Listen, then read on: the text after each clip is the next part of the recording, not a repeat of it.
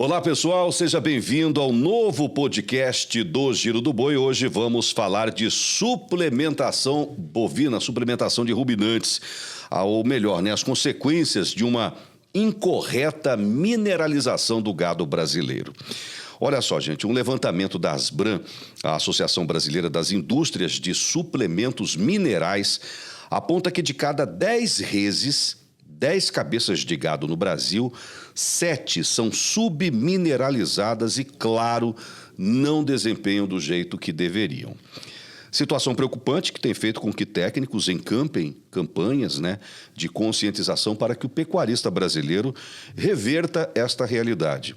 É o caso do zootecnista Fernando de Paula Leonel, mestre e doutor, professor do Departamento de Zootecnia da Universidade Federal de São João del Rei, na minha querida Minas Gerais. Hoje ele é o nosso convidado especial do podcast. Olá, professor. Bom dia, Mauro. Bom dia, ouvintes do podcast. É um prazer estar aqui com você para conversar de um assunto que faz parte da minha vida. Eu gosto muito de falar sobre. E faz parte há muito tempo, né? Que é mais de 20 anos já de formação, professor? Só de formação, sim. Formei em 24 anos, né? Mas como eu sempre brinco, desde os 3 anos eu estou aí dando comida para boi. Ah, é? Quer dizer, então, que você vem do campo? Sim. Eu nasci em uma propriedade, né? No Triângulo Mineiro, município de Comendador Gomes, próximo a Frutal ali, e sempre vivemos nessa propriedade. Eu saí de lá em 1996 com destino a Viçosa para fazer zootecnia. Então sempre tive aí no meio. Propriedade da família? Da família, pequena propriedade. Seu pai mineralizava o gado ou não? Da forma correta, não. Então por isso que você seguiu essa profissão, né? Da forma correta, não. Eu sou dessa época aí da década de 80, eu lembro de coisas, eu sou de 76, mas lembro de coisas do final da década de 70, 80. Quando comprava suplemento, comprava e ainda fazia diluição com cloreto com sal branco, né? Só dessa... Quantas vezes já tive que pegar lá um pouco de um saco, um pouco de outro. É dessa época ainda eu sou. Professor, muita gente oferece só o sódio para o boi. Na verdade, o sódio é um veículo para levar os micro e macro elementos que o boi precisa, não é isso? Exatamente. O sódio é o seguinte, o sódio é um cara muito bacana. O sódio ele tem uma função nutricional também, que o animal exige sódio, e ele serve de veículo para chamar o boi do coxo e serve também quando a gente depende do desenho da forma para pôr o teto do consumo que a gente quer. Então ele tem 3 funções. A função de, primeiro, fornecer sódio, né? Tudo, nós precisamos de sódio, a bomba de sódio de potássio, várias... Mas um pouquinho, senão dá problema no coração. Porque quando eu vou no cardiologista, ele manda cortar o sal. Não, é porque a gente consome muita coisa. A exigência é pequena durante o dia, nós, do boi. Só que nós, humanos, consumimos o sal, ele é tempero. No passado, ele foi conservante, né? Enquanto da geladeira. Então, a gente consome muito sódio, mas que precisa todos os dias. No caso do boi... O sódio, é engraçado que é um dos poucos nutrientes que o corpo não armazena. E armazena muito pouco, muito pouco. Os outros nutrientes o corpo armazena um certo tempo. Essa história do armazém também é perigosa. Depois a gente pode conversar sobre isso. Claro. A gente acha que está ali, está armazenado, está garantida a produção. Não. Mas o sódio, e as forragens, de forma geral, são muito pobres em sódio. A única forragem que é rica em sódio são as forragens que crescem em solos alagados, tipo o braquiário mendícola, no Pantanal, ela é rica em sódio. A gente tem que ter outra atenção com a suplementação dessa situação. É porque lá a água é salobra, né? A água é salobra e essa braquiária, essas forrageiras, desenvolveu, exatamente por sódio não fazer mal o excesso, ela desenvolveu uma situação de enclausurar esse sódio no vacúolo da célula. Então, elas crescem dessa forma e fica bem concentrado. Mas o sódio é isso. Os outros nutrientes, qualquer suplemento mineral tem de 11 a 13 nutrientes, se você parar para pensar. Tem cálcio, fósforo, magnésio, enxofre, cobalto, manganês, zinco, iodo, selênio, talvez fugiu a memória, ferro, algumas situações tem cromo. Então, tem vários minerais. E todas essas matérias-primas, de forma geral, as tradicionais, têm baixa palatabilidade. Você já colocou sulfato de cobre na língua? Eu já, não vai te matar, mas é horrível a palatabilidade. O próprio calcário é horrível a palatabilidade. Desses ingredientes que têm uma palatabilidade que o animal, não é que ele gosta, que ele aceita razoável, é o fosfato bicálcico. Tem um gosto levemente ácido, o bovino até aceita isso um pouco. Então, o sódio é o veículo para trazer o animal para buscar aqueles outros nutrientes. E por que o produtor, quando ele não faz, pelo menos o cloreto de sódio ele põe? É porque os animais não têm armazém daquilo. E o animal sem o cloreto de sódio, ele fica ávido por suplementação e, como ele é mais barato, graças a Deus diminuiu muito esse tipo de produto porcino só cloreto de sódio. Mas esse o sódio é um cara engraçado e ele tem um valor agregado baixo. Então, às vezes, a gente tem pouco estudo sobre o sódio também, não, porque ele tem valor agregado baixo. A gente discute muito em suplementação, que fósforo que pesa economicamente, zinco, cobre, cobalto, que são fontes que têm um valor, mas também no final do dia para o produtor não pesa tanto. A gente discute na pesquisa muito mais isso. O sódio a gente não discute por isso. Ele tem um valor agregado baixo, mas ele que traz o animal para o coxo. O animal busca ele. Por quê? Porque ele não armazena ele, precisa dele todos os dias. E as forrageiras que nós temos, de forma geral, são paupérrimas em em sódio, exceto a braquiária mendícola ou qualquer outra braquiária recta. Mas que existe de forma em larga escala é o mendícola mesmo. Essas outras braquiárias que crescem em solo hidromórfico é pequenas áreas localizadas, né? Bom, deixa eu falar algumas situações aqui, professor. Por exemplo, eu conheci já pecuaristas tradicionais, aqueles antigos e tal, que ele botava barra de sal no coxo para o animal lamber. Muitas vezes, quando o animal não lambia aquilo, eles apeavam o animal, bezerro principalmente, abria a boca dele, tirava a língua para fora e passava 3 vezes o sal, uma espécie de simpatia. Você sabe quando que esse bezerro ia ver sal novamente? Nunca mais. É o cara que fazia o boi de 7, 8 anos de idade para bater com 17, 18 arrobas. Isso é uma coisa inadmissível hoje na pecuária brasileira. Outra coisa, uma vez eu estava viajando e passando por Minas Gerais, eu parei num posto de combustível para abastecer o automóvel e do lado tinha uma cerca e tinha um resto de construção e tinha um lote de animais em volta daquele resto de construção, literalmente roendo tijolo. Eu estou falando isso para o senhor, que algumas situações que eu já presenciei. Sim. Isso são coisas que estão extremamente correlacionadas a uma submineralização e uma pecuária arcaica e que não deveria existir, concorda? Exatamente. O animal consumindo mal mineralizado, mal suplementado, ele é um animal que vai... Normalmente, esse hábito de consumir qualquer coisa, tijolo, casca, pedra, ossos... Ah, já vi boi lambendo cavalo. Sim, aí quando tá lambendo o cavalo, é falta de próprio sal branco, ele tá buscando suor, é rico nisso. Pode ser uma vaca mais brava que você tiver, se ela ficar 1 mês, 2 meses sem comer sal, se você tiver suado, ela vai te lamber. Ela vai lamber cavalo. Esse, nesse caso, é o sódio específico. Que coisa, né? Pode ser um animal mais arisco, aquele animal que ficou lá na marva, como diz assim, ele ficou lá 5 meses, 6 meses sem ver pessoas. Se ele não estiver comendo sal, a hora que ele tiver um sódio, ele vai buscar. Já o comer vários materiais estranhos, tem outra situação. O pessoal confunde, acha que o animal tem uma sapiência nutricional para nutrientes. Errado. O animal tem sapiência nutricional para 2 nutrientes. Um deles é o sódio, por isso que ele vai lamber você ou o cavalo. O outro é proteína. Chega num período seco, descarrega um caminhão de farelo de soja, o animal está lá no fim do pasto, 2 quilômetros, só o cheiro que é do farelo de soja já vai chegar perto do curral. Pode ser bravo o animal. Então, esses dois. Agora, a questão que é muito comum e muito falado de comer ossos, tijolo, pedra, é quando o animal está com deficiência de fósforo. Isso já foi descoberto desde a década de 20, 30 na África do Sul, já foi bem delimitado isso, e o pessoal chama isso de pica. Por que pica? É uma ave, de um gênero de aves, que ela também come qualquer coisa. É do gênero pica, a gente fala, o animal está com pica ou com apetite depravado. E aí ele está buscando, ele está com deficiência de fósforo, mas ele não sabe que é fósforo. Tem alguns trabalhos que mostraram, deu farinha de osso, o animal, lá antigos, trabalhos da década de 40, 50, o animal foi lá e nivelou os níveis metabólicos de fósforo e parou com o apetite depravado. Beleza, só que a hora que você queimou o farelo de osso, quando você queima, deixou só depois que aquece, assim, que ficou só mineral mesmo, o animal não buscava com aquela inteligência. Então, mostrando que ele estava buscando era proteína nos ossos, não sabidamente o cálcio e o fósforo, que o osso é rico nisso. Então, já está bem falado. Estou remetendo à década de 40, porque isso da década de 40 já está resolvido. Até hoje a gente fala, o animal sabe que está com deficiência de fósforo. Não sabe. Por isso que o sódio, de novo, ele é o cara que põe o animal aí no coxo buscar o suplemento. Por isso que ele é importante. E em nível elevado, como você disse, ele controla. Por questão de pressão osmótica, o animal, se a fórmula tinha muito cloreto de sódio, ou se for uma fórmula que o animal já comeu muito cloreto de sódio via pasto ou via água, o consumo do suplemento cai também.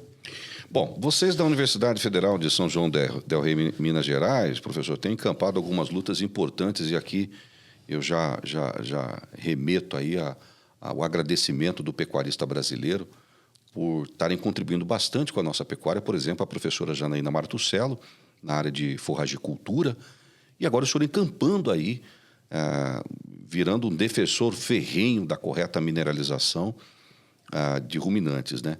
E eu sempre falo aqui no programa, não sei se eu estou correto, queria até o seu aval, que nem o melhor pasto do mundo é capaz de suprir a necessidade diária de um bovino, de micro e macro elementos. Está correto isso? Corretíssimo. Você está correto. Vamos comentar sobre isso. O pasto não tem... Primeira coisa, o que é uma planta, assim como o boi, como que era o objetivo dela biológico? Ter uma nova planta. Então, eu sempre brinco. Por acaso, ela teve a sorte de ser comida de boi. As braquiárias, os panos, que são plantas que estariam lá na África se não fosse ela ser comida de boi.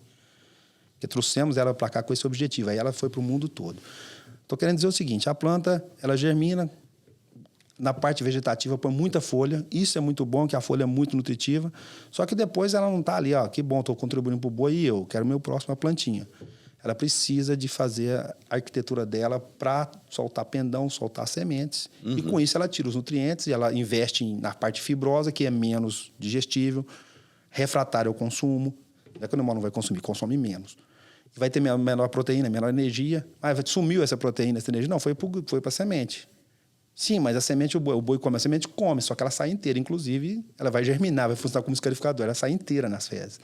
Então, a planta, de forma geral, o objetivo dela é esse. Nós entendemos que as nossas plantas aqui também, as plantas C4, que a gente fala, né, as gramíneas, elas produzem muito mais do que as plantas C3, do clima temperado, mas elas têm menor teor de nutriente e menor potencial de consumo. Então, beleza, vamos chorar por isso? Não. Que bom que ela produz muito mais. Então, a gente tem a capacidade de colocar mais animal por área, que é um gargalo. Vai faltar nutriente? Vai. Por isso que tem a suplementação. E quando você fala em manejo nutricional de animal a pasto, o que você tem de manejo nutricional de animal a pasto? É o pasto e o suplemento. Como é que... imagina nas águas. 90, o animal está comendo, vou chutar um número aqui, 10 quilos de matéria seca de pasto. E está comendo 100 gramas de minerais. Então, 99,9% quase do consumo dele é o pasto. Como é que é o manejo dessa nutrição? É você manejar o pasto para a qualidade. Mas mesmo assim, como você diz, não vai estar na situação que a gente pretende. Que situação que a gente pretende? É o que a gente gostaria, uma meta, um bezerro por ano, um primeiro parto aos 26 meses, um abate de animal com o boi China, um abate do animal abaixo de 30 meses. Abaixo de 30 meses. O pasto não vai fornecer isso, esquece. O pasto não tem como você tirar isso do nosso pasto. Por isso ele é ruim? Não. Nós temos que trabalhar com ele como a base e trabalhar com a suplementação. Então, por melhor que seja o pasto, ele não vai te dar isso. E a gente tem que entender a forma mais racional para manejar o pasto, para ele te dar o máximo de folha possível. E também depois, isso com a carga animal, entender um pouquinho melhor. A gente tem que entender um pouquinho melhor essa questão da capacidade. A gente fala o animal, tanto o ar por hectare. Eu estava até comentando com um colega seu ali fora. Um ar, o que é um ar? 450 quilos. Vivo. Não vem querer me dizer que 450 quilos de vaca tem a mesma capacidade de consumo, de aproveitamento de pasto que 2 bezerros de 225. Isso é diferente. E nós, técnicos produtores, não comentamos isso. Então, a gente tem a baliza. O 450 quilos é importante, mas metabolicamente, 450 quilos de boi, de vaca, é diferente de 450 quilos oriundo de categorias mais jovens. E a gente tem que entender, já entende, a gente tem que colocar isso na prática. A gente já entende, está escrito. Eu aprendi isso na universidade. Só que as mesmas pessoas que me ensinaram, até hoje, falam a capacidade é tantos o ar por hectare. Isso é um número, eu chamo muito mais de um número contável, para você fazer contabilidade do que para fazer manejo. Para fazer manejo, 450 quilos de boi é uma coisa, 450 de vaca é outra coisa, e com 2 bezerros de 225 é outra coisa. Então, é tudo isso aí. A gente tem que imaginar, olhar, colocar isso na mesa, colocar o dinheiro que a gente tem para fazer isso em cima da mesa também e fazer o planejamento. Receita de bolo? Não tem, mas tem a baliza. E por isso que é importante, né? Essa difusão. E eu sempre falo, a nossa difusão aqui ela é muito mais um alerta, mas o acompanhamento técnico, uma tecnologia aplicada sem acompanhamento técnico, a chance de insucesso dela é grande. Então, nós, quando a gente vem desses alertas e o programa, a gente está dando um alerta, está trazendo a novidade, você tem que captar ela e fazer seu planejamento com aquilo. E não pode imaginar que a gente, só com os insights de um programa de televisão, de um podcast, você vai resolver seu problema. A gente vai te dar a ideia. E você tem que ter sua equipe, seu planejamento para resolver. Entendo. Bom, o senhor está querendo dizer para mim... Eu queria que o senhor explicasse um pouquinho sobre uma situação. pecuarista gosta de comodidade. Aliás, todo mundo gosta de comodidade. Por exemplo, oferecer um determinado tipo de sal mineral, normalmente para boi, que está em regime de engorda, para todo o rebanho dele. Inclusive o cara que faz ciclo completo. Talvez está ali, ó, bezerro, bezerra, recém-nascido, no meio da cria, recria, desmamado, vaca pré-estação, vaca em estação, vaca prenha, vaca parida. Todo mundo lambe o mesmo sal, a mesma formulação.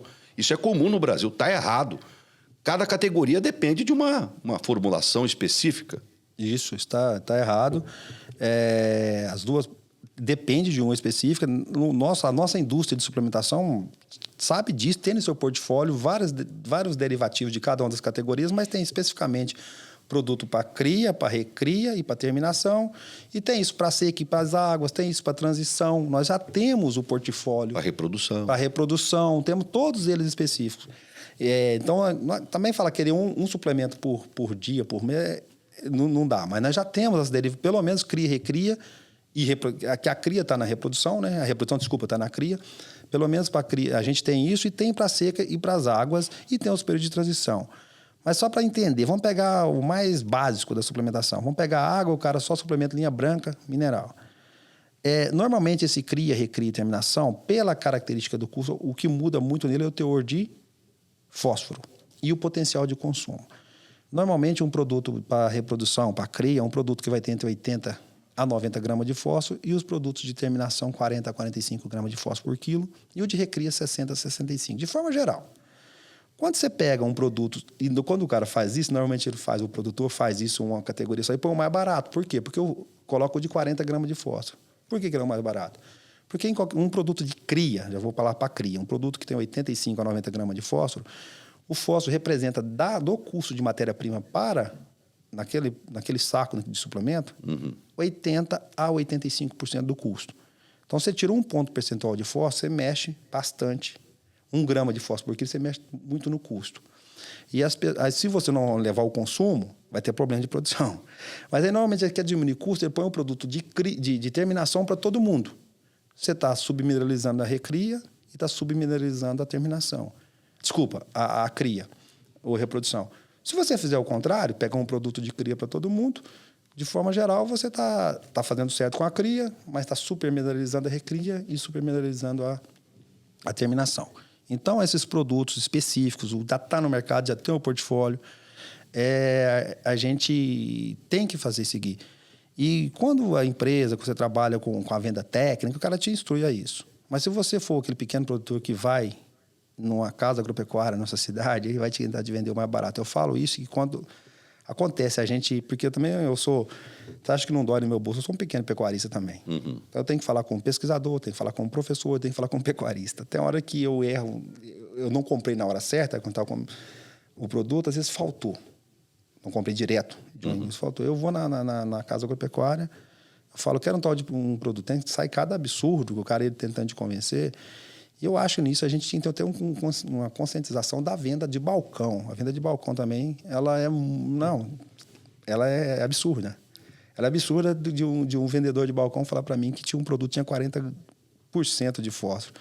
Falei, é impossível. Não, tá aqui, me mostrou no papel. Eu falei, o fosfato bicálcico exclusivo tem de 18% a 21%. Como é que você tem um produto misturado com o dobro? Então, não tem. Então, são coisas que... Não, isso pode ser o quê? Uma coisa falsificada, pirata? Não existe. Pirata? Falta de informação. Não tem, você não tem matéria-prima que tem 40% de fósforo. Não existe. Você fala o super triplo... desconhecimento mesmo. Desconhecimento. O pessoal fala o super triplo. O super triplo ele tem de P2O5. Outra coisa que o produtor... P2O5 é uma coisa. No fertilizante, você tem a nomenclatura P2O5. Quando você transforma em fósforo, na nutrição a gente fala fósforo mesmo, o P. Então, esse valor é mais ou menos 2,3, 2,4 de diferença. Porque o P2O5 tem a massa do oxigênio. É só você saber. Você pega a massa do fósforo, multiplica por 2 e do oxigênio por 5. Aí você pega e divide o produtor de fósforo. Por isso você vai ver que vai ser um fator 2,3 vezes menor o fósforo do que aquela molécula. E P2O5 na natureza nem existe, só a nomenclatura do fertilizante. Desde 1800 e pouco. Isso até hoje. Você vai comprar o Super Simples, está escrito lá.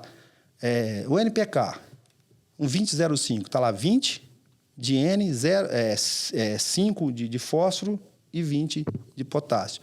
O 5 não é de fósforo, é 5 de P2O5. Então, você tem ali 2% de fósforo só.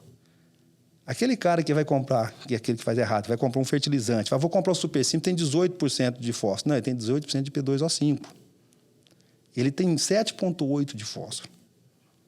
E às vezes o cara, isso é proibido, inclusive por isso, você não pode usar matéria-prima, um fertilizante para nutrição. O mapa não aceita isso. Sim. Mas às vezes o cara quer fazer isso no momento e vai lá e computa que aquele fósforo tem 18, o Super Simples não tem. Está enganando a si próprio. Sim, ele não sabe. Desconhecimento mesmo. E o pior, que às vezes a gente conversa entre os técnicos, já tive essa discussão, qual que é mais caro? A gente vai discutir porque o fertilizante tem muitos contaminantes, você não passou pela purificação do food grade.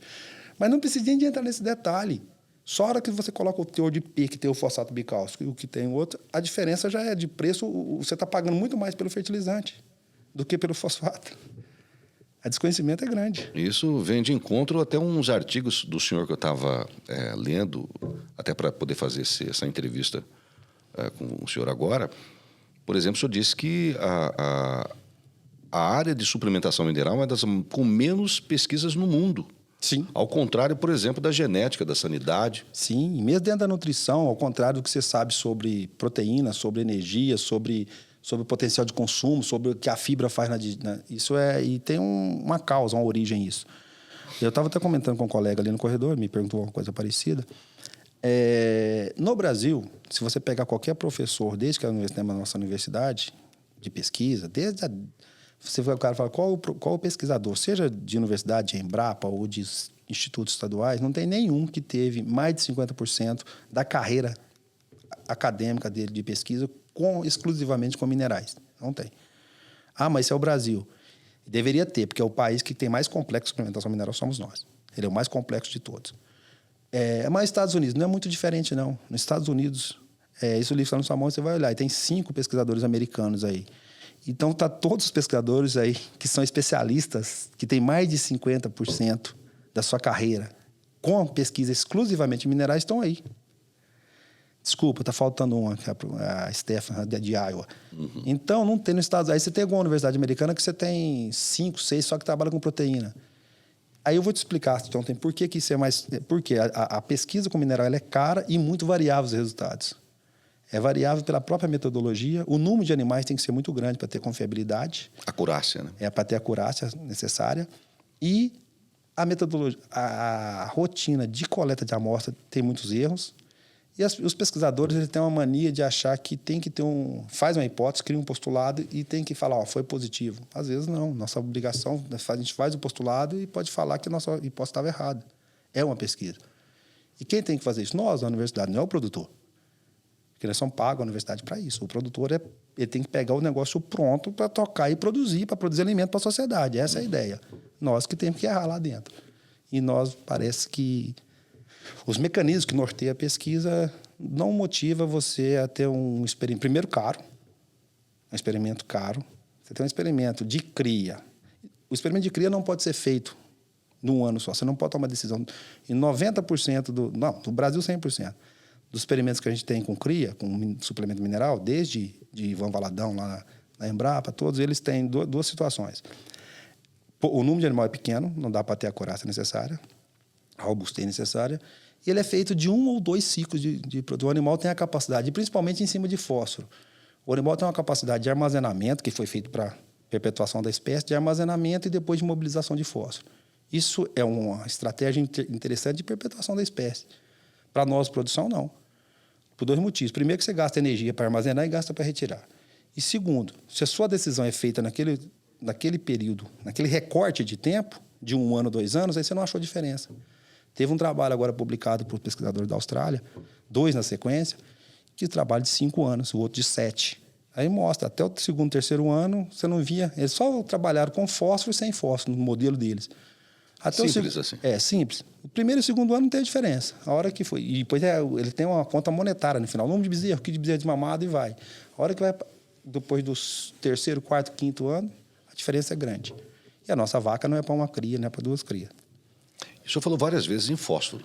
Acho que o fósforo é o grande tendão de Aquiles hoje da mineralização, da incorreta mineralização? Sim, porque ele representa de 80 a 80, numa fórmula de cria, de 80% a 85% do custo. Nas outras, de qualquer forma, é o elemento majoritário. Uhum. Aí todo mundo tem uma mania de querer vender o seu trabalho, a sua assistência, tirando o dinheiro da mesa que está aqui no investimento. Não, você pode reduzir, no caso do fósforo, como o animal armazena de um ano para o outro, até essa pesquisa aqui, ficou sem fósforo um ano, tirou, diminuiu, reduziu, trocou fonte e teve o mesmo número de prenhez. Tá. E nos anos subsequentes? Não tem, parou por ali. Então, como o produtor não tem a baixa capacidade de investimento, tem boa parte do patrimônio do produtor imobilizado, é um argumento que ele está doido para ouvir. Eu sou filho de produtor, eu sou produtor. O que a gente mais quer? Capim que cresce sem adubo, vaca que dá leite sem comer e boi que ganha sem comer pasto. É, verdade. É o que a gente mais quer. Se eu quisesse... Mas não vai conseguir. Ainda bem, né? Só não estava aqui, né? Pois é. Você sabe, doutor, eu estou aqui com o doutor Fernando Leonel, da Universidade Federal de São João del Rei, Minas Gerais, está falando para a gente aí sobre essas questões da submineralização bovina, que é um dos grandes problemas aí, e que acaba impedindo a nossa produção e a nossa produtividade.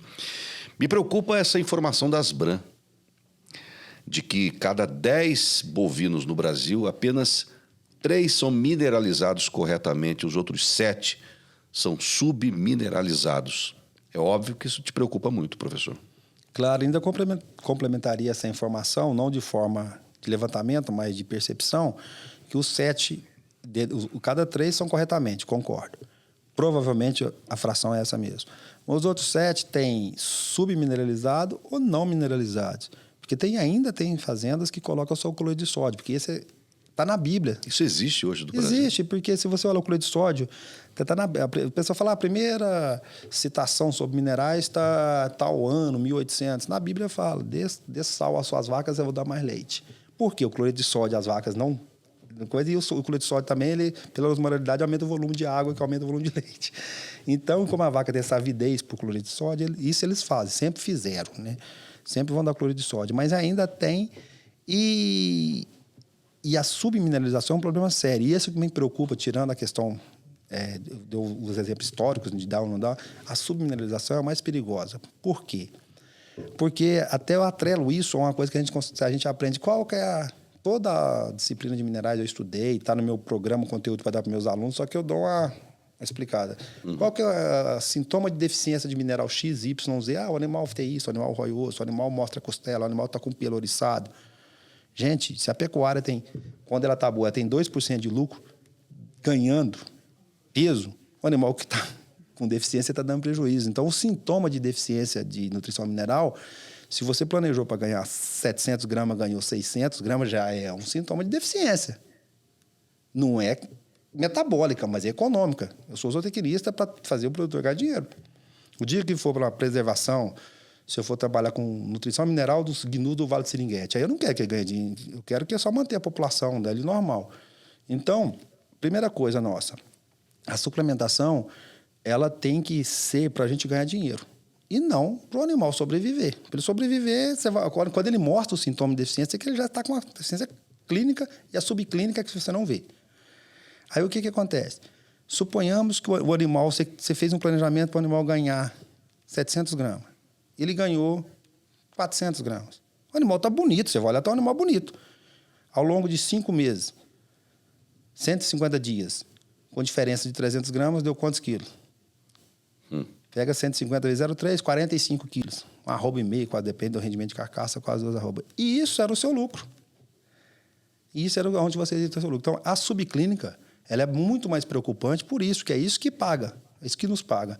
Você olhar para o animal e falar que ele está com deficiência, e além disso, as deficiências que quando você olha sintomáticas em animal, elas também têm sobreposição ou de desnutrição mineral, ou de doença, ou de outro mineral, ou de proteína, de energia. Então, tem várias... Ele é confuso e também é uma conversa que não leva a nada.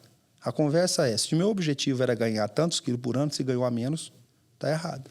Bom, tem tudo a ver com o que você está me dizendo, porque eu já bati papo com vários especialistas, doutores em medicina veterinária, e eles também têm essa mesma percepção no manejo sanitário, que a preocupação deles não é apenas com a doença clínica, que você bate o olho, vê e vai lá, ataca com drogas, né?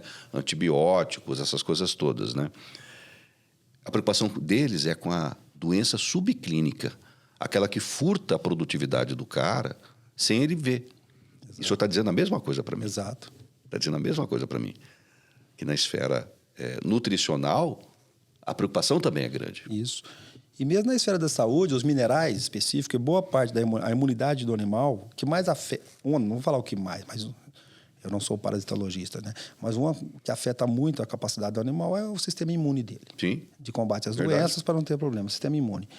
E os micronutrientes, todos os minerais são importantes, mas já está muito bem demonstrado que aqueles micronutrientes que trabalham no combate ao estresse oxidativo, combate ao radicalismo metabólico, não estou falando de estresse climático, estresse calórico, não estou falando de estresse oxidativo. O que acontece? Vai ficando radicais livres, é um pouco mais técnico, isso, mas é bom entender, vai ficando radical livre no corpo e ele começa a atrapalhar as células, reprodução, mas no caso da imunidade, as células linfócitos, que são as células que trabalham no sistema imune. A baixa imunidade. Então, por isso que, quando vamos fazer o sistema imune, você faz por nutrição também, nutrição mineral. E estamos envolvidos com isso muitos, o cobre, o zinco, o manganês, o ferro, são intimamente ligados ao sistema imune do animal. E esses minerais que eu acabei de falar, cobre, zinco, selênio também, ferro. O ferro é o selênio, o iodo, são 2 minerais.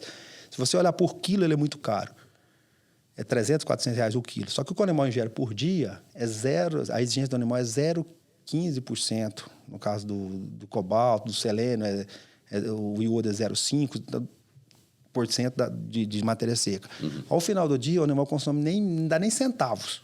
É menos do que centavos. Então, tem gente que fala, tem que fazer suplementação, mas não precisa desses minerais. Dá menos que centavos. Porque é caro. Mas ele é caro o quilo. Porque é muito, né? É a hora... Aí, o que o animal lambeu... Tiquinho só. O que está na formulação, ele vai gastar menos. É 0,0 alguma coisa centavo. Tem essas planilhas, tem isso. Então, fazer o sistema imune do animal é muito importante isso. E já está no suplemento. A gente discute o suplemento muito, não precisa. A gente falar que, vamos retirar... se você vai retirar, vai ter um suplemento que ele tem... Vou chutar um número aqui, 20 miligramas de selênio por quilo. Você baixa para 10, você não muda nadinha no preço do produto. Nadinha do consumo. É só fazer essas planilhas, olhar, eu tenho isso desde 1900, desde 2000, tem esses cálculos, e vou fazendo isso, atualizando. Então, a gente fazer essa imunidade do animal é importante também. A suplementação ajuda isso. Professor Fernando, o senhor destaca alguns problemas relacionados à incorreta suplementação. Vamos detalhar algumas delas, começando com a forma com que o pecuarista enxerga o manejo nutricional como custo e não como investimento. Explica para a gente. Exato, isso acontece e, de novo, eu sempre falo... Onde o cara quer fazer economia. Só baixar o custo de produção da arroba... O cara vai lá e ataca o sal. Exato. E a culpa nem sempre é do pecuarista, porque o pecuarista sempre procura uma orientação. Ou um técnico que ele paga, ou um técnico de empresa que está vendendo o produto de forma técnica, ou uma cartilha, um manual, está sempre procurando. E a pessoa que difunde isso, nesse momento, fala, você diminui aqui, que você diminui o seu custo, e aí sobra dinheiro na mesa para a gente fazer outras coisas. Só que diminuir custo... eu sempre falo, Lavoisier tem uma máxima, né? Um postulado, nada se cria, nada se transforma, nada se perde, tudo se transforma. Você diminuiu a ingestão de minerais ou de qualquer nutriente, ele vai diminuir a produção. E a sua receita depende do volume produzido. Então, por que às vezes o produtor opta por fazer isso? Porque tem baixa capacidade de investimento. Se você chega a conversar com um produtor que tem alta capacidade de investimento, e discernimento e entendimento, ele vai sempre optar por fazer a suplementação, colocar, seja o insumo de produção que for. Mas o cara já está aqui no pescoço, aí é aquele argumento. Então, quem tem que ter responsabilidade é quem está levando a informação, seja ela direta ou seja ela escrevendo. Artigos, cartilhas, a gente tem que ter essa responsabilidade. Eu tenho lido muita coisa aí que fala que não precisa de suplementar. E eu tenho essa preocupação muito grande, porque isso desencadeia em baixa produtividade. Para quem gosta de colocar na mesa os gases de efeito estufa, o animal vai ficar 1 ano a mais para produzir aquela mesma quantidade de carne. Por quilo de carne produzido, por quilo de leite produzido, vai ficar 1 ano a mais comendo, vai ficar... mais metano na atmosfera. Então, a gente tem que ponderar tudo isso aí. E outra coisa, o produtor a pasto de corte, se você olhar se você for lá e fracionar os custos dele, o custo de nutrição, tem o custo do pasto, o custo da suplementação, o custo da sanidade, da mão de obra e outros. Se você somar pasto em qualquer época, em qualquer lugar do Brasil, eu já faço isso sempre. Você pega isso, coloca o valor do pasto, você soma pasto e nutrição e suplemento, vai dar mais de 95% do custo. Sanidade é pouquinho, é 2%. Então você não pode negligenciá-la mesmo. E aí o que o cara faz? De forma geral, eu já fiz essas contas em vários estados no Brasil, só não fiz essas contas assim junto em palestra, só não fiz no Amazonas, em Roraima e em Amapá. Em todos eles, pegando a fração de custo do pasto e do suplemento, o suplemento foi do piso de 8% do custo até 18%. O pasto é o inverso, né? De 92 a 82, não é isso? Uhum. O pasto é o inverso. Só que o pasto é um custo que não é desembolso. Essa que é a diferença. O pasto, nem sempre você desembolsa, porque quando você desembolsa, você esquece. Quando você desembolsa para o pasto, ou quando você está pagando aluguel de pasto, você desembolsa. Aí você vê, ele facinho de fazer essa conta. Mas quando você vai desembolsar só na recuperação do pasto, você não vê e você esquece, você acha que o seu pasto é de graça. E não é. Então me dá ele para mim que eu vou pôr gado lá. Seu pasto não é de graça. O seu pasto é a maior fração do seu custo. O suplemento é desembolso. Então o cara quer tirar nele, no pasto não é desembolso. E aí, então, na verdade, eu sempre falo, o suplemento você mantém e trabalha para melhorar o pasto. E o que o senhor faz para poder tentar mudar essa mentalidade? Que mensagem que o senhor leva para esse produtor? A mensagem é essa. O pasto ele vai te custar. Vamos chutar aqui um número. Cara, você está fazendo besteira, é isso que você fala. Dá vontade de falar isso. Dá né? vontade de falar isso, mas a questão toda, a dificuldade da gente fazer isso é porque a gente fala, isso não é visível. Como animal, de novo, o animal tem a capacidade de armazenar nutrientes minerais. Você chega num produtor hoje, fala, corta, diminui o suplemento pela metade no período das águas. Daqui um mês você vai lá e pesa os animais, e o outro grupo ele não tirou. Dentro de um mês não vai mudar.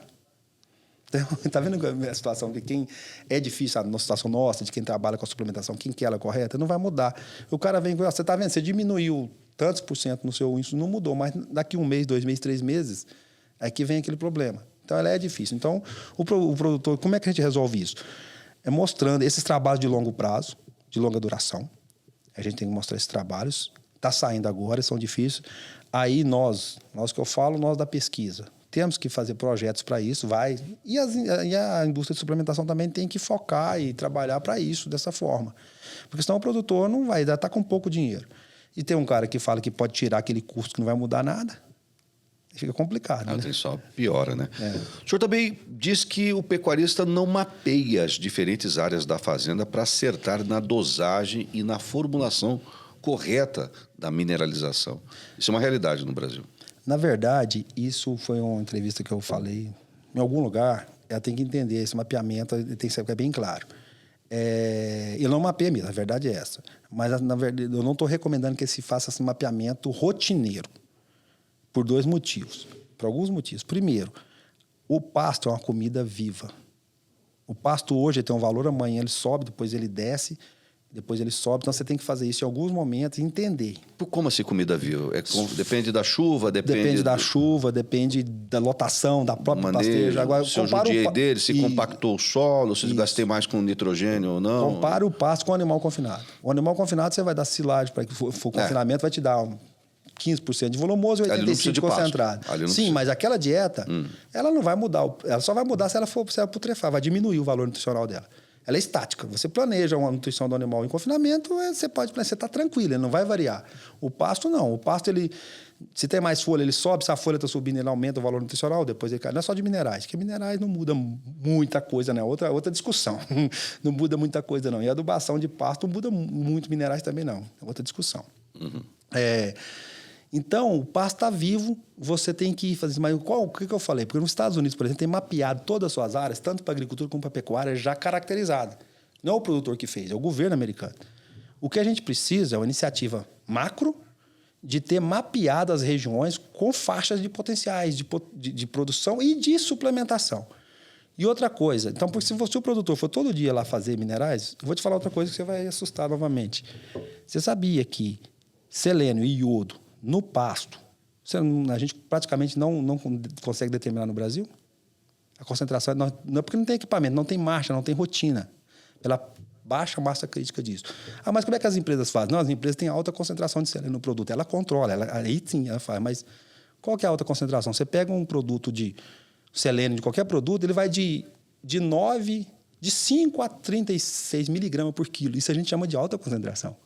O pasto, às vezes, tem 0 ou tem traços, ou tem ppb. Estou falando ppm. No suplemento, a gente tem parte por milhão, miligrama por quilo. Lá no pasto, elementos igual selênio e outros, você tem menos do que ppm, você tem ppb. Então, a gente não tem essa rotina. Então, você fala, vou fazer isso para... Então, você já tem que partir do pressuposto que você tem que suplementar. É o que a gente faz. Então, mas tem que ter um mapeamento. E esse mapeamento é muito mais importante, principalmente para o fósforo. Não que o fósforo é mais bonito que os outros. O fósforo tem a mesma importância do selênio. Só que o fósforo custa mais a suplementar. E no solo nosso, a gente tem uma deficiência generalizada nas áreas que sobram para a pecuária, que deixa bem claro que as áreas mais férteis estão para a agricultura. Nas áreas que sobram para a pecuária, a gente tem uma deficiência generalizada de fósforo, de cobalto, de zinco e de cobre. Faz uma análise de solo na terra de um agricultor de soja, de algodão, de sorgo, seja o que for, pergunta como é que está o grau de correção daquele solo dele em relação ao solo de um pecuarista de pasto. A diferença é grande. Pois é. E, de novo, eu não posso atribuir e falar que o pecuarista é só ilha desleixada. Nosso discurso leva ele a isso. O discurso nosso também leva o pecuarista. Ah, não precisa. Precisa. O pecuarista precisa de você fazer isso.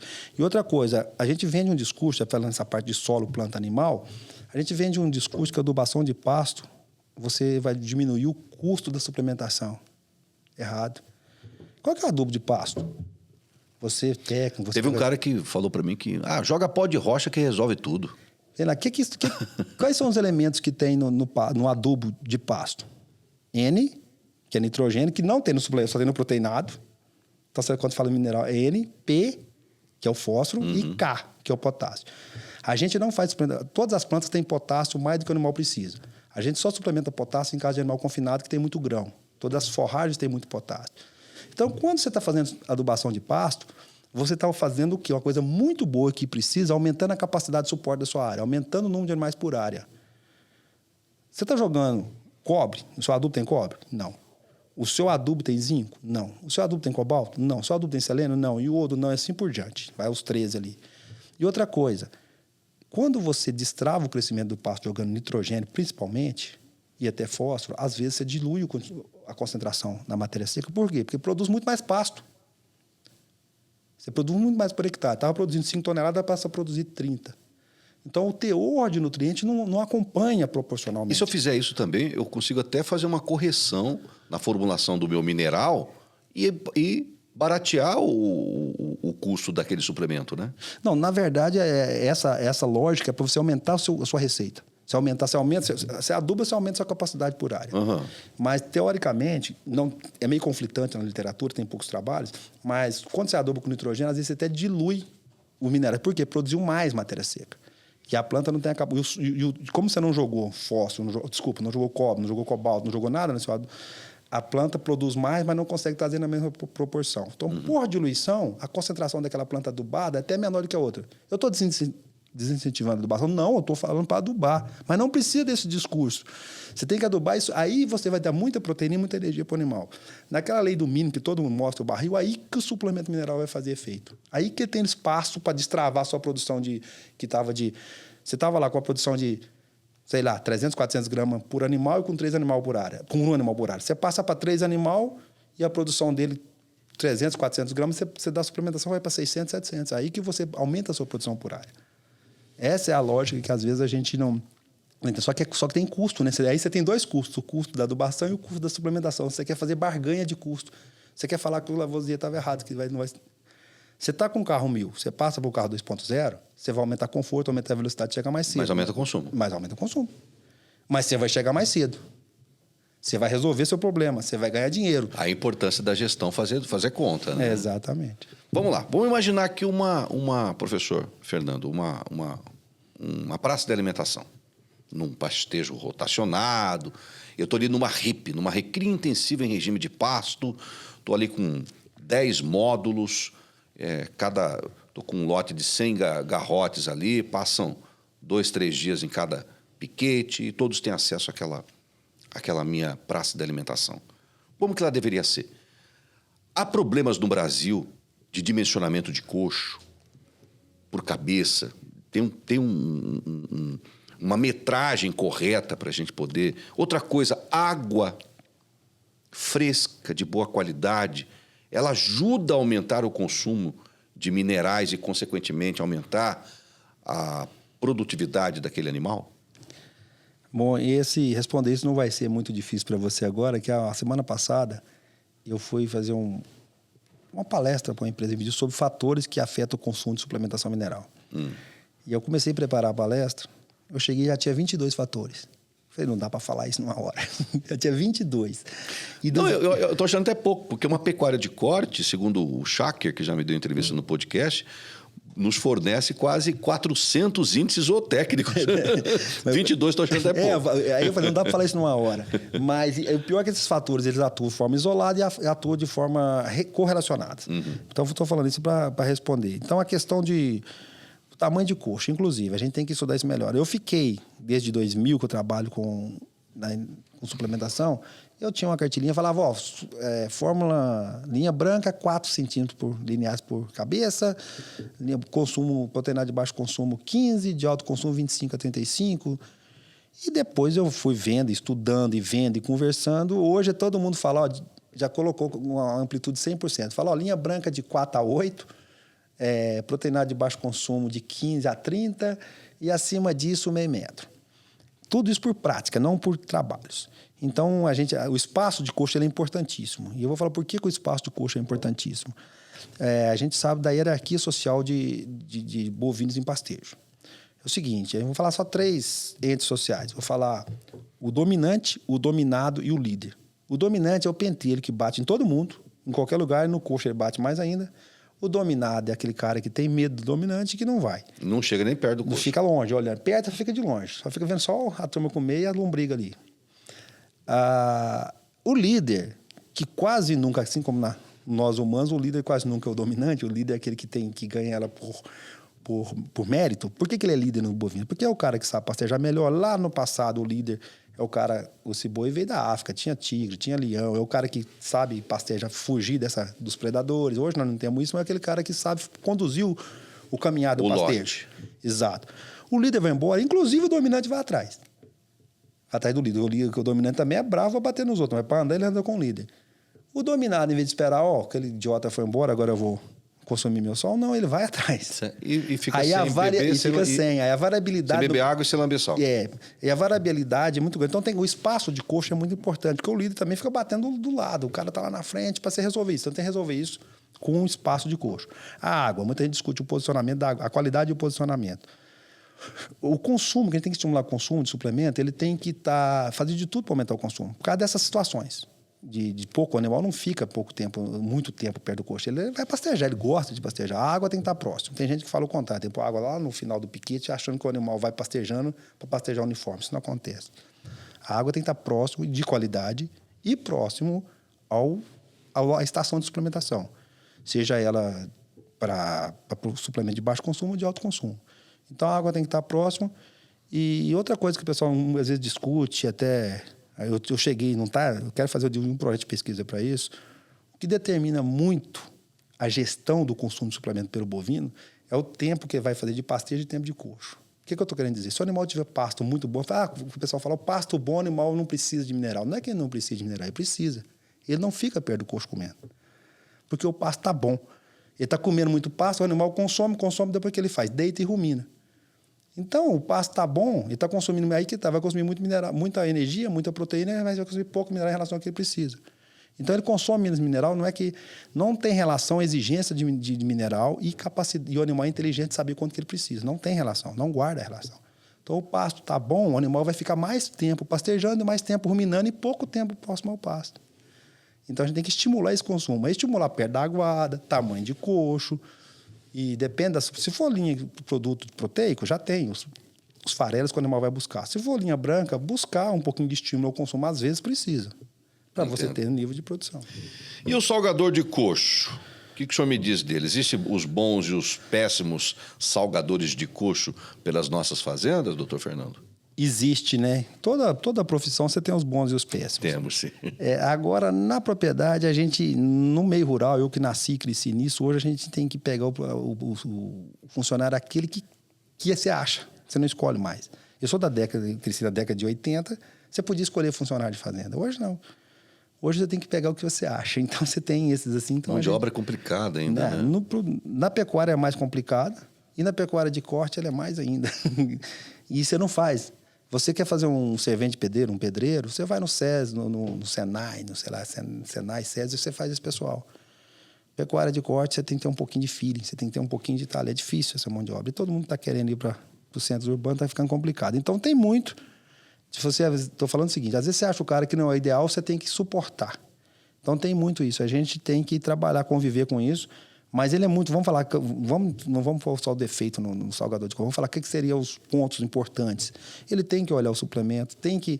De qualquer forma, fazer o rodeio do gado, olhar o gado, pelo menos 2, 3 vezes por semana, é o mínimo que se espera. É o mínimo no mínimo 3 vezes por semana. É o mínimo, duas fazer um rodeiozinho, rodeio, ver se olhar, tá tudo bem, se tem algum bicho doente. Se o bicho caiu num buraco, 1 dia, 2 dias, ele aguenta bem. Se o coxo tá bem, se tá empedrado, dá uma Exato, trabalhar ali, soltar o suplemento. Então, e o cara que tem a responsabilidade, ele vai fazer isso. Agora, qual que é o problema? Então, o cara vai no pasto, nem passa perto do coxo. Se está um pouquinho blocado, né, você às vezes não desembloca, não trabalha, diminui, não solta aqui, não muda, principalmente no período chuvoso. Né? O sódio é higroscópico, ele vai buscar umidade, não que ele impede, ele embloca. O fato dele emblocar já diminui a capacidade de consumo pelo animal, às vezes não está tão solto. Então, essa presença e essa intimidade entre o tratador, né, o salgador e o coxo, ela é importantíssimo. E muitas vezes até não está o suplemento no coxo, né? Você não coloca, né? Uhum. Então ela tem que estar colocando, o animal vai consumir. O principal fator que afeta o consumo de suplemento é existir ela no coxo, né? Ele tem que estar lá no coxo. Se não tiver... Qual o momento dentro de uma pecuária de ciclo completo, vamos dizer assim, que é mais sensível à ou à não mineralização do animal? Eu tenho uma opinião formada. Eu ouço outros especialistas e eu não sei se o senhor tem a mesma. E eu acho que é durante a gestação da fêmea. Porque ali, se eu errar na mineralização, eu vou impactar no feto, que vai impactar em toda a vida produtiva e reprodutiva daquela cria. Sim, sim. E eu acho que é por aí, né? Bom, todos os momentos... E nós estamos na estação de monta, agora passando pela estação de monta. É o momento da gente emprenhou, agora sim, capricha na mineralização da fêmea. Todos os momentos são importantes, mas o nevrálgico, se fosse para escolher, é exatamente esse. Lembra daquela questão da subclínica? Fazendo um paralelo à nutrição subclínica, o bezerro, a vaca, o número de células, o tamanho, o potencial de crescimento do bezerro é determinado entre o primeiro e o 3º, 4º mês de gestação, que a gente vem falando da programação fetal. Uhum. Dos mamíferos, nós mamíferos, o último que teve a programação fetal discutida foi bovino.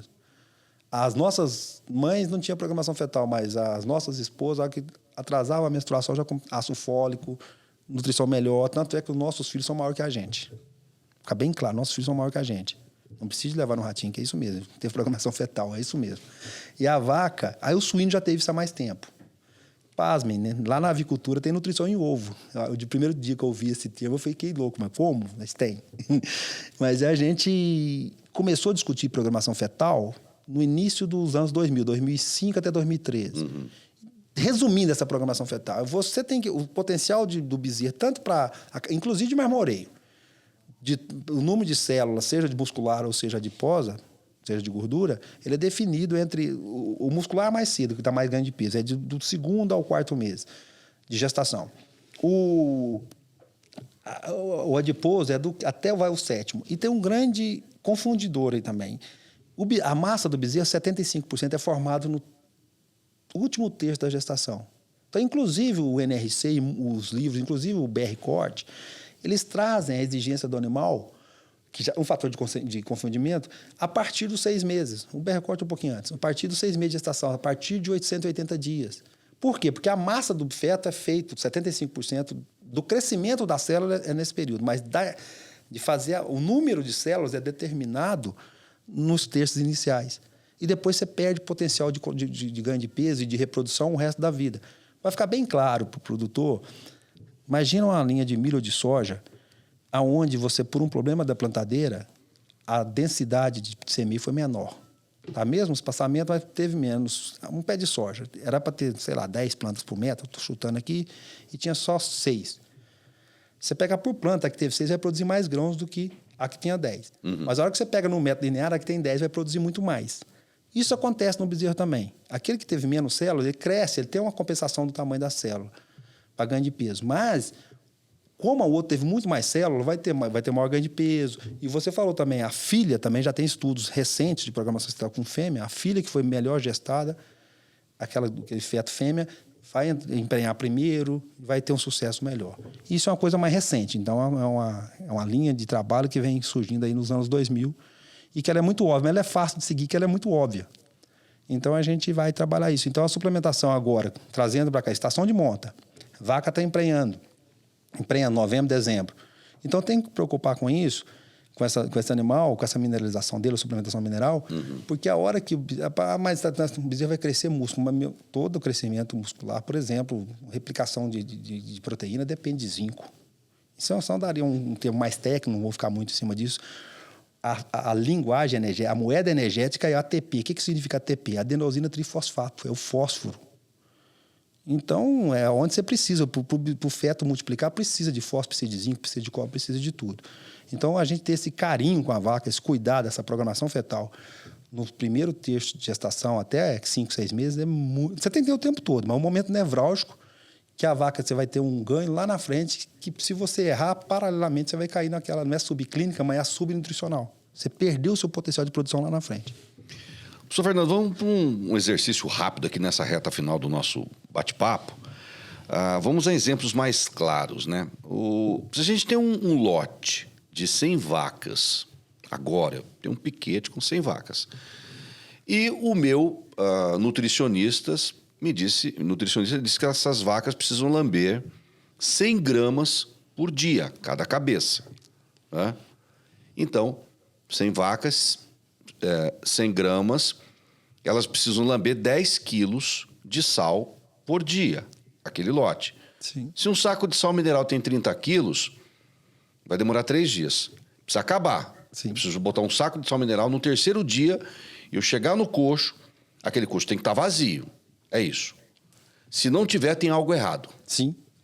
Exatamente. Como que eu devo atacar, como é que eu devo agir? A situação é exatamente essa. Se você... Por isso que eu falo, 2, 3 vezes por semana vai dar próximo esses 3 dias lá, a visita dele. Legal. Então, boa. chegou lá, não tá... O ideal é que não tenha acabado. Chegou, tá só um pouquinho, você já complementa, né? Então, entendi. Se ele chegou lá, chegou 2, 3 dias, não acabou esse saco nessa proporção de animal que você falou, alguma coisa tem de errado. Aí a gente tem que descobrir. O que está de errado e o que a gente pode fazer para o animal fazer. A gente precisa, aquele consumo foi estimado por nós para ter aquela produtividade que a gente quer. Então, pode ser problema, locação do coxo, é um lugar que o animal não está visitando. O senhor é a favor do aquele coxo móvel? Também, sim, o coxo móvel. O que é importante é o espaço de coxo. Hoje, atualmente, a gente tem muitos materiais. No passado, o coxo era complicado, aquela estrutura de coxo era muito caro. Hoje você tem muitos materiais alternativos, inclusive com maior durabilidade. O pessoal gosta daquela bombona de 200 litros, ela já põe até em segundo lugar. Hoje, aquele borrachão de mineração é muito mais fácil de você trabalhar com ele, é muito mais durável. Não, borrachão de mineração. Esteira transportadora. Tá. Você pega aquilo, é muito mais fácil de você trabalhar. É mesmo? Muito mais fácil. Inclusive, tem gente... O produtor brasileiro é meio professor as manilhas Pardal. também de cimento, aqueles blocos de cimento. Ele é mais para confinamento. Eu falo assim, para suplementação, quanto no caso de móvel, eu sou muito apto ao espaço de coxo. Aquilo é uma forma que você compra barato, você faz ele muito fácil. Aí fazer a cobertura e fazer é outra situação. Falou o coxo em si. Inclusive, eu faço na minha fazenda, eu faço até telhado com aquilo. Com borrachão de suplementação. É bom aquilo lá? É ótimo e não acaba, né? Aqui vai ficar. A madeira que não poderia ser uma borracha dessa grossura. Legal. Então, eu trabalho muito com aquilo. Mas pode ser outro, só estou falando. Não, então, o mais importante é ter o espaço colocar o nosso mineral ali. Você tem que ver, você fala, o que está acontecendo? Vamos pegar o exemplo dos animais dominantes. O dominante está o espaço de coxo. Tem que fazer que aquele coxo fique próximo, que o líder fique mais perto ali. O próprio manejo de pasto influencia. Por que o pasto bom animal, às vezes você tem o animal, o tamanho de piquete, isso aí não, também tem infraestrutura, mas o tamanho do pasto, o animal está mais próximo ao coxo, e tem muito pasto, ele fica mais próximo ao coxo, só de ficar próximo ao coxo ele vai lamber mais. Então, mas você tem que identificar o problema. Se você, igual você falou, a conta que você fez vai chegar no problema. Qual é o problema? Não está consumindo o que eu planejei. Pode ser problema de suplemento? Pode também. Pode não estar consumindo um suplemento de águas, por exemplo, que tinha um teor de sódio alto. Eu te falei que o sódio ele estimula o animal até certo ponto, mas uma forma que tem 40% de sódio, ela inibe o consumo. Pode ser um pasto que tem um mendícula, você tem que colocar um palatabilizante. Pode ser um pasto que tem água salobra, você tem que colocar um palatabilizante. Então, você tem que ver o problema, descobre o problema e ataca ele. Normalmente, o mendícula e água salobra não é tão comum esse consumo, mas se tiver, pode ser o problema. A posição do coxo tem que estar próximo onde o animal fica. A pessoa fala o sombreamento do coxo. Não, ele tem que estar próximo a uma área sombreada, onde o animal vai ficar parado. Não necessariamente, lógico, a cobertura é importante para as águas, mas tem que ter uma área, se for próximo a uma área de aguada, que tem a sombra para o animal ficar com meio e o líder ficar ali perto, o dominante combinou, os dominantes têm a opção de ir. Então, você tem que atacar, e não tem receita. Você tem que entender o que tem problema, tem. A conta que você fez, você determinou o problema, você detectou. Tem um problema. Agora vamos ver por que está acontecendo. Pode ser do próprio suplemento, pode ser da aguada, pode ser do pasto, pode ser que não tem espaço de coxo. A gente tem que atacar o problema. Perfeito. A gente falou de muitas coisas básicas aqui durante essa nossa conversa, essa nossa prosa, doutor Fernando. Mas a gente precisa falar de coisas além. Por exemplo, as pesquisas, né? Até para o cara tentar entender, falar, eu não estou dando o mineral que eu deveria dar corretamente para o meu animal. E o Mauro e o professor Fernando já estão falando de coisas muito além do que esse básico que eu já não estou fazendo. Entenda? Quero chamar a atenção desse cara aí. Quais são as últimas novidades nas pesquisas, por exemplo? A gente está na era de quelatados, na era de aditivos, de óleos essenciais, de probióticos, etc., né? Então, a gente está bem, assim. A gente tem técnica e tecnologia absurda para a gente poder nutrir corretamente o nosso boi, né? Uhum. Então, vamos respondendo por partes aí. Primeiro que a gente tem uma pecuária heterogênea. Você tem esse cara que é importantíssimo, que ele não fez o básico, e você tem um cara na frente que sabe mais que nós dois juntos aqui. É o cara que vai comprar minha fazenda já, se eu não correr atrás. Você tem esses dois caras, e esses caras querem saber essas duas coisas. Então, você tem que falar sobre tudo. Então, é heterogênea. É diferente de uma pecuária americana, que ela é homogênea.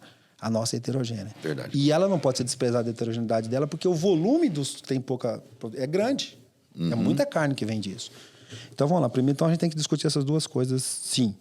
Agora, em termos de novas tecnologias, e outra coisa, você acabou de comentar aí uma coisa que é real na suplementação, que o suplemento, além de fornecer os nutrientes, ele é veículo para outras coisas. Você acabou de falar de aditivo. Que tipo de aditivo? Você falou em óleo essencial, você pode falar em ionófilo, momenzina, lasolocida, você pode falar em levedura, você pode falar uma série de outros aditivos. O que é um aditivo? É um ingrediente que você coloca na sua dieta, intencionalmente, que não necessariamente ele vai ter um valor nutricional, mas melhorar o desempenho.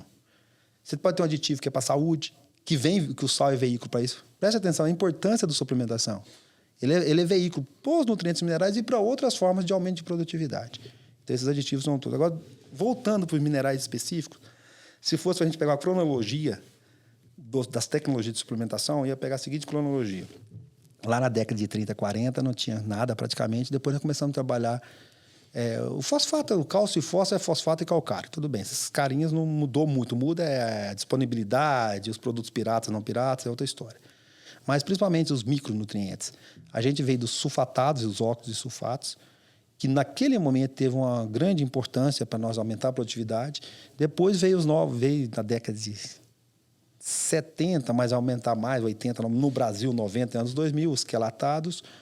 E ultimamente também já teve, na década de 90 foi desenvolvido, no Brasil tem chegado agora os hidroximinerais. Então, digamos, foi essa a cronologia.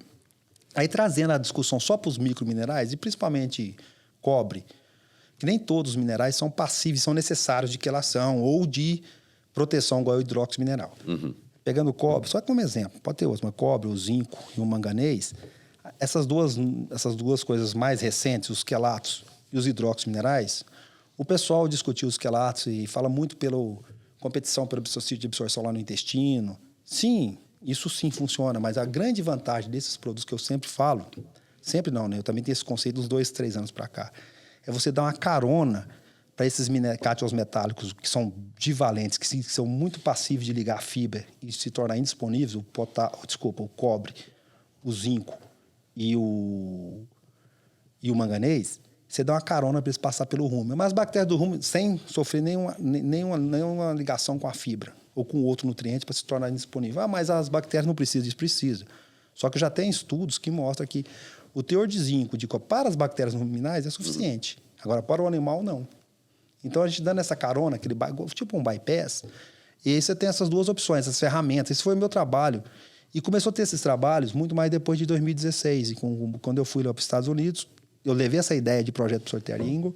E depois que eu voltei, ele fez uns 4 teses com isso, mostrando que... E a gente precisa de continuar, e eu devo voltar para o ano que vem, estou planejando voltar em julho, ficar mais um ano lá, para dar uma sequência nesses trabalhos, onde você percebe que tem melhorias no desempenho com quelatos e com hidróxidos minerais, essa novidade, né? Por quê? Porque os hidróxidos minerais não são solúveis para o rumen, e sim para o animal lá no final. Ah, mas não é importante para o rumen? Repito, é importante. O cobre, o zinco, o manganês é importante para a bactéria também. Mas o que tem, normalmente, o que tem nos outros, no pasto, na silagem, já fornece as bactérias. O que eu estou dando é uma carona porque eu estou pagando tomar um caminho direto e livre, sem que se ele ligar fortemente, ele faz com um imã. Esses caras têm uma carga positiva, 2+, e a parede da fibra ela é negativa, é igual um imã. Aí liga fortemente, mas chega no estômago verdadeiro, ou abomável, ou estômago químico. Chega lá e vai soltar. O meu experimento mostrou isso que não soltou. E saiu nas fezes. Então, a gente, digamos que tem de fronteira nova, é isso aí, mais na prática. Tem outras coisas, mas muito transporte de membrana, tem muita coisa que ainda não está para publicar. Tem muitos artigos do senhor publicados já, né? Muitos, né? Tem alguns. Muitos, né? Que teve que muitos. Já tem alguns e tem... A gente fazer isso, essa parte é nova, né? A gente já tem uns 2 artigos publicados com isso, é uma coisa nova. Fala assim, artigos de impacto. Tem resumo de congresso, aí tem mais. Mas é uma parte nova que, inclusive, para ser... Mas o pecuarista tem que ficar atento a isso. Tem. É a tendência. Tem. E uns técnicos também, né? Qual que é a função de um bom técnico? É pegar esse trabalho novo, ler e transformar ele, deglutir na linguagem para o produtor. Os técnicos têm que estudar mais. O pecuarista não pode ficar estudando toda hora, não. O pecuarista tem que ganhar dinheiro. O pecuarista tem que saber comprar. Ele sabe muito, mas sabe comprar, saber vender. Comprar bem a reposição bezerro e vender bem o boi gordo. O técnico dele, seja ele um técnico que vem com a consultoria de venda, seja um técnico de matéria ou de qualquer coisa, esse cara tem que estar mais antenado. E levar a coisa séria e não querer só falar, reduz. Ele tem que estar melhor antenado. O pecuarista também, não estou falando que ele, lógico que ele pode entender isso, mas ele tem que entender da forma de tomar de decisão. Agora, o modo de ação, eu acho que os técnicos têm que... Cabe aos técnicos mesmo. Maravilha. Queria agradecer ao Dr. Fernando de Paula Leonel, professor da Universidade Federal de São João del Rei, na minha querida Minas Gerais. Obrigado por esse bate-papo.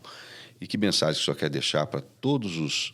Agora, ainda mais agora, né, que recentemente saiu um novo número do IBGE relativo ao ano passado, 2023, de que nosso rebanho ultrapassou a marca, de fato, agora de 230 milhões de cabeças. Então, temos mais boi do que gente aqui no Brasil. Que recado que o senhor quer deixar para esse pecuarista, já antevendo aquela frase secular do meu amigo Zé Bento, que estuda genética há quase 50 anos, e ele fala, quanto mais, seu colega professor, quanto mais estudo genética, mais eu acredito na nutrição. E ele está corretamente com a razão, né, professor? Sim, no caso da genética, os geneticistas, eles criam problema para nós, na verdade, né? Pô, um animal mais produtivo, mais exigente, né? Então, pois vocês têm que correr atrás. Graças a Deus. Porque eles estão correndo bastante. Então, e genética é mais fácil de vender que a nutrição. É verdade. Então, não, isso é bom. Genética vende mais fácil que a nutrição. E para o produtor, uma coisa interessante, assim, vai ter uma alta de boi. Todo mundo compra tourinho, vai ter alta de boi. O cara demora a comprar o suplemento. No leite é a mesma coisa. O leite subiu, compra a vaca. E faltou a silagem. Mas a mensagem que eu acho é o seguinte, o ciclo de pecuária sempre existiu, sempre vai existir. Esse agora foi pior, no meu entendimento, tanto como profissional quanto quem nasceu em fazenda como produtor, filho de produtor, foi um dos piores que eu já vi. Essa queda. O que a gente tem que entender, conhecer esse ciclo e saber que a gente tem que trabalhar com ele e exatamente, na nutrição é o seguinte, não adianta a gente achar que o animal mais produtivo não tem que consumir mais. Ele tem que consumir mais e o que você tem que fazer é a conta. Se um dia fechar no vermelho, você tem que tomar uma decisão. Mas até hoje, de forma geral, a pecuária, E a agricultura sempre foi assim, a pecuária sempre foi aquela que deu baixos lucros e baixo risco. Se você tem esse perfil, o que você tem que fazer melhor agora é ser um pouquinho mais ousado, mas não precisa ser muito para quebrar. Um pouquinho mais ousado, saber, porque você tem espaço. Onde você tem espaço para crescimento? Você tem muito espaço para crescimento de produtividade. Quando a gente fala que ele é heterogêneo, tem uns caras de ponta, mas tem muita gente que tem espaço de produtividade. E essa produtividade é o caminho. A gente, aquela pecuária de você conquistar a área já acabou, né? A gente saiu, eu sou mineiro, né? O Paulista empurrava nós para o Goiás, para o Pará. Isso acabou, né? Agora, inclusive a terra do Pará está mais cara que a nossa, agora do Goiás está mais cara que a nossa. Isso aí acabou. Agora é ganho em produtividade. A gente precisa trabalhar isso. De forma geral, ela dá resultado, quase que 100% dos casos, tem que ser bem analisado. E eu acredito, ano que vem, né? Todos os especialistas falam que vai ser um ano de bom de preço. E a gente tem que planejar e saber, comprar na hora certa, comprar com antecedência, armazenar, tá ligado nos mercados de commodities. E se for economizar, não economizar na genética, na sanidade e na nutrição. É o básico, né? Economiza, por exemplo, na troca da caminhonete, numa viagem para Dubai, para a Europa. Economiza ali. Aí depois a gente... A hora que sobrar o dinheiro, a gente vai. Aí a gente vai. Porque vai sobrar, né? Vamos lá. Com certeza. Em 2021 sobrou dinheiro. E eu tinha pouco, eu nunca ganhei tanto dinheiro como em 2021. Professor, eu falei muito sobre isso. Você está ganhando dinheiro agora, né? E está quietinho, né? Use com sabedoria esse dinheiro, por exemplo. Melhore seu pasto, arrume sua cerca, não gaste, aplique o seu dinheiro corretamente. Porque nós estamos na época da vaca gorda. Exato. Mas no mundo inteiro existe essa coisa cíclica. Um dia vai chegar a vaca magra, e ela chegou. Quem conseguiu usar bem, com inteligência, aquela grana que ele ganhou em 21, como foi seu caso, você conseguiu passar por esse ciclo de baixa, assim, tranquilo. E agora vai vir a alta, vai vir a mudança. Isso. E carne vermelha, gente, o pessoal, Todo por mais que vai bater, vai comer, vai continuar comendo. Eu sempre brinco, só olhar para dentro da gente. A gente tem os dentes para mastigar carne, a gente tem o ácido clorídrico no estômago para digerir proteína e tem todo o aparato enzimático para digerir proteína. Então, até que alguém, ou o criador, ou a evolução, mude esse interior da gente vai consumir carne. E eu tenho uma fome. Eu também. Obrigado, professor, por esse bate-papo. Grande abraço. Obrigado a todos vocês, obrigado por estar aqui. Até o próximo podcast do Giro do Boi, pessoal. Tchau, tchau.